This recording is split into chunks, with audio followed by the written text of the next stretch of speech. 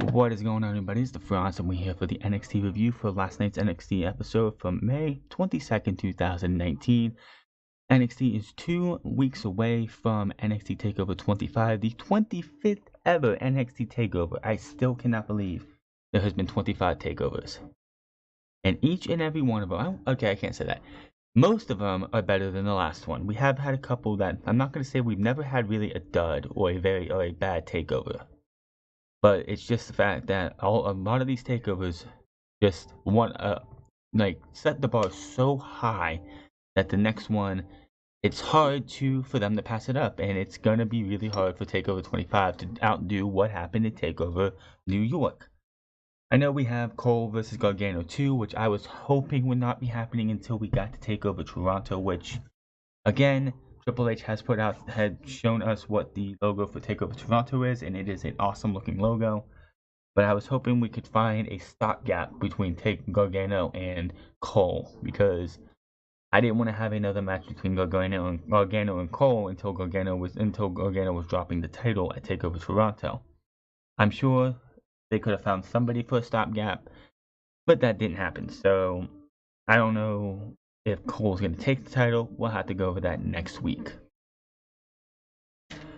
NXT, of course, had the Takeover 25 card was fleshed out completely on this night. We had Tyler Breeze make his return to NXT, dropping the North American Champion and getting an NXT Takeover match against Tyler Breeze, against the Velveteen Dream, for a title that did not exist when Tyler Breeze was there.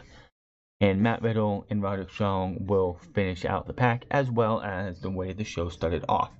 As we know, last week, the Viking Raiders made their final appearance in NXT for the time being, as they were the NXT Tag Team Champions, and they dropped the titles in the middle of the ring at the end of the night, giving us the indication that the Tag Team titles were vacant. Of course, we started off the show with the Tag Team titles officially being vacated, and William Regal, the general manager, the best general manager one of the only general managers, with him and Johnny Cena, the only general managers right now. But he said 2 weeks. He get this right. He announces the titles are indeed vacant. Says there's a lot of teams worthy, especially after what happened last week. So in 2 weeks at Takeover, it will be Kyle O'Reilly and Bobby Fish, the Street Profits, Only Logan and Danny Burch, and the Forgotten Sons in a fatal 4-way tag team match for the titles, but not just any match. Fatal 4-way tag team matches, normal matches, I'm not a fan of because it's just bleh. So what does he do? He makes it a tag team ladder match. Yes, the tag team titles will be on the line in a ladder match. We have not seen a ladder match at Takeover since New Orleans last year, and that was one of the best matches of the year, and it was a lot of fun. That was the debut of Ricochet and EC3 in the NXT world. So to see one this year at Takeover 25 is going to be awesome, in my opinion. The Undisputed Era makes their way out to the ring. Adam Cole says the rumors are untrue because people have been talking backstage saying, oh, the Undisputed Era are finished, they're done, they're going to break up. That is not going to happen. He says, this is a statement to the locker room, and you will all notice that your contracts may say NXT Superstars, but we own you. He says the group will be draped in gold in no time, which will begin in 2 weeks at Takeover when O'Reilly and Strong win the tag team titles and he defeats the NXT champion Johnny Gargano. And on cue, out comes NXT champion Johnny Gargano. Gargano says Cole is only happy and he needs to be truthful that the only reason he's happy the boys are back together is because deep down Cole knows he can't beat Gargano alone. Cole says, I have to remind you that I won the first fall at Takeover New York. Gargano's like, yeah, you keep reminding me that, but your math is off a little bit, Cole. Because he was very condescending in this entire fashion. He explains that in a 2 out of 3 falls match, you need to win 2 falls. Yes, you got the first fall, but I won 2 falls while you won 1, so I'm NXT Tag Champion and you are not. Cole tells him to shut up and they're going to continue their celebration tonight until Matt Riddle, who got beat down by Roderick Strong last week, attacks the group from behind. Gargano drops the belt and heads to the ring. These two clear the ring. Officials come down to keep these two sides apart, and that's where NXT started off. Oh, fun opening and opening to the show. Gargano and Cole are going to put on a hell of a match. I'm sure it's going to top what they did at NXT Takeover New York. I'm going to say it again, and I will say it always. That was not a 5-star match. I don't care what anyone says. That was not a 5-star match. You have to take into account fall 1 and 2, and that takes it down at least half a point. So to me, it's 4 to 4.5 stars for that match. Now, this is going to be a one-on-one match. These guys are going to tear the house down, and they're going to. This match and the tag team match are two matches that can steal the show at Takeover New York. Now, as it is with every Takeover, it feels like every single match on this card is going to steal the show. We'll get to more of that later, as we had Sean Maluna versus Mansoor. If you don't know who Sean Maluna is, he has been on NXT a couple times. He is on the jobber end of the spectrum, so he's putting other people over. I'm sure in a year's time he's going to be on the winning side, where he's going to get big wins and everything. He is the nephew of Alpha of the Wild Samoans, which means he is Roman Reigns' cousin. He is a Samoan. He is part of the Samoan dynasty. He has the look. He looks like more of an Uso type guy than he would be like a Roman guy. I feels like he does have the look, and I could see him doing stuff in WWE because he is part of the Samoan dynasty. And WWE doesn't want to, anger The Rock or anger any of the Samoan dynasty by having any of their kin look bad in the long run. Of course, right now he's on like I said, he's on the jobber end, so he's earning his stripes in NXT at least before he gets put onto the other side, possibly winning NXT championships, going to the main roster, having a career that half of the roster could only dream of. As I said, he's on the jobber side of the spectrum as he loses to Mansoor here, who did have a interesting thing. He had him in the reverse DDT hold, lifts him up like he's going to do a suplex, and then flips him around and hits him with just slams him down for the 1-2-3. I don't even know what the move is called. Definitely interesting, and he gets the win. There was a springboard neckbreaker from the outside by Mansoor as well. I'm going to say it right now. Mansoor has the ability, has a look. Don't know how well he talks. And I got to say this right now. That name is not something that's going to get him very far in WWE. Mansoor just doesn't feel like a name that's going to get him very far. Maybe he goes away for a bit, comes back as somebody else. They've done this multiple times. It's just the Mansoor name just doesn't come off as a good name for wrestling, for WWE. Or anything, really. Backstage, though, Kathy Kelly is outside William Regal's office, and Regal is heard yelling at the Undisputed Era, sending the group out. Like, you could just hear screams. It was muffled. You couldn't actually hear what was being said. I thought it was Adam Cole that was the one yelling, not William Regal, but it was either one of them. They were just getting reprimanded. Kathy Kelly knocks on the door, and out comes Mr. Regal. He was just reminding those guys that he doesn't appreciate how the Undisputed Era is conducting themselves lately. So, as told by William Regal, at Takeover 25, Matt Riddle will take on Roderick Strong. Also on tonight's main event, it will be Matt Riddle and Johnny Gargano versus Kyle O'Reilly and Bobby Fish. North American Champion Velveteen Dream heads out to the ring. Dream says right now he is in high demand, which means people are looking to get a hold of Dream, but Dream is too big to hold. You can only experience him, and before another word can come out of his mouth, Tyler Breeze's music hits. He comes out with this green and blue ensemble. I don't know what he was doing with that. So a nice pop. He gets the welcome home treatment as anybody, like when the Boston Hug Connection came to NXT months before, they are like anybody from NXT before comes back, they get a welcome home chant, well deserved. He says he's home, much like Dream. He has everybody talking about him. Dream when he was in NXT, just like Dream, he had everybody talking about him. He says NXT feels a bit dull since he left, filled with cheap knockoffs, wannabes, but there can only be one Prince Pretty Tyler Breeze. crowds with the Breeze is gorgeous chant. Dream lets Breeze know things are done a bit differently now. They want a real man, not a boy, especially not a boy who plays cops and robbers. A dig at the Fashion Police on SmackDown and Raw. Just because you couldn't cut it on Monday and Tuesday nights doesn't mean you get to come to NXT and demand a spotlight. Dream says Breeze rather than couldn't hack it. Let's go more with uninspired. I mean, if I was called up to Monday Night Raw and had no plans for me to do anything, I would be uninspired as well. So I get where he's coming from. He continues that Dream and the title inspire him. Dream tells him the line starts outside, so go head out before that. Dream says he says, I don't want to leave a bad taste in your mouth. How about a selfie with the champ? Breeze chuckles, ponders the questions fans want it to happen. He says, sure, why not? Breeze says, I'll give you a little bit of advice. When you write your phone number on your trunks and nobody calls you, it's because no one is interested.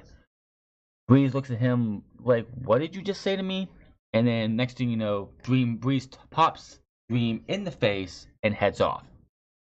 Outside, Kathy Kelly catches up with Breeze and she wonders what is his motivations for attacking Dream. Breeze says he's an NXT OG and just wanted to introduce himself to an inspired Prince Pretty. So it's great to see Tyler Breeze in NXT. I'm hoping this is like Killian Dane. Killian Dane is on the house show circuit. He made his return to NXT, I believe, last weekend. Definitely want to see Tyler Breeze in NXT where he belongs. He can actually wrestle. He can actually do what he loves to do instead of sitting on the sidelines because Vince McMahon has nothing for him. It's a damn shame that Shawn Spears, who is going to be at Double or Nothing, and he's going to be in the Battle Royal, the cash-in Battle Royal.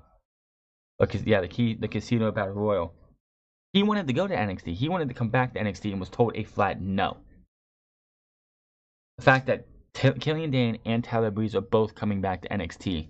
Just like it sucks for a guy like Shawn Spears who wanted to come to NXT just to be what he's going to be in AEW, and that is to be able to wrestle men and women who don't get to who aren't on, like, not everybody on the main roster who's not being used is happy with just collecting a paycheck, just doing absolutely nothing. A lot of them want to wrestle. So it's great to see Tyler Breeze back, and I hope this isn't like him and Velveteen Dream are going to tear the house down. There was all 5 matches are going to be awesome. It's going to be hard picking. Well, on paper, it's going to be hard picking the match of the night. When we get to Takeover next week, I guarantee there's going to be a match. We'll have a match of the night, and these guys are up for that. So is Colin Gargano, Matt Riddle, Roderick Strong, who are probably going to beat the hell out of each other. The tag team ladder match and Io Shirai versus Shayna Baszler feels like that might be the weakest match, but we could always be wrong. We'll have to wait and see. Candice LeRae versus Reina Gonzalez. Reina Gonzalez has the size to look like she should be dominating the women's division. She, of course, is green. I can see her when she gets to that next level. She could be the one dominating and destroying men and destroying the women of NXT. Just my opinion there. Short and sweet, this one was Candice LeRae wins via pinfall after a missile dropkick off the top rope. LeRae hits a springboard moonsault on the second rope, pin 1, 2, 3. Post-match, Shayna Baszler, Jessamine Duke, and Marina Shafir head to the ring and ambush LeRae. This all harkens back to a couple weeks ago when Io Shirai came in and attacked. Well, this is how they and the commentary team put it, is the fact that Candice LeRae helped break that up. So Jessamine Duke, Marina Shafir, and Shayna Baszler are coming out to, and I guess they have been dubbed not the 4 horsewomen, but just the horsewomen. So that is what we're going to call them, I guess, even though Ronda Rousey's off doing her impregnation vacation, whatever. So Io Shirai comes out to the ring with a kendo stick and goes to work on all 3 women. She's able to clear out Duke and Shafir, then just starts hammering that kendo stick into Shayna Baszler a bunch of times before she is finally pulled out of the ring. She goes over to help Candice LeRae up, and that was the end of the segment. That match is going to be brutal.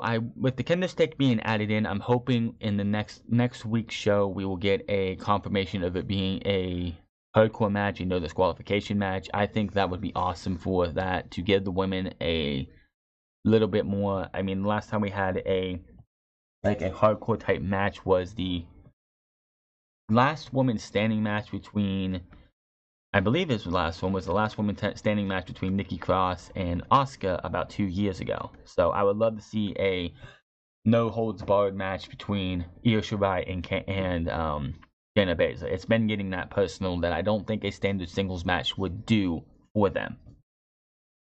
It has announced that North American champion Velveteen Dream will face Tyler Breeze at TakeOver, and on next week's show, we got on the Go Home show, we have Mia Yim versus Bianca Belair 2, and Kushida will take on Drew Gulak. So there's 2 matches for you right there.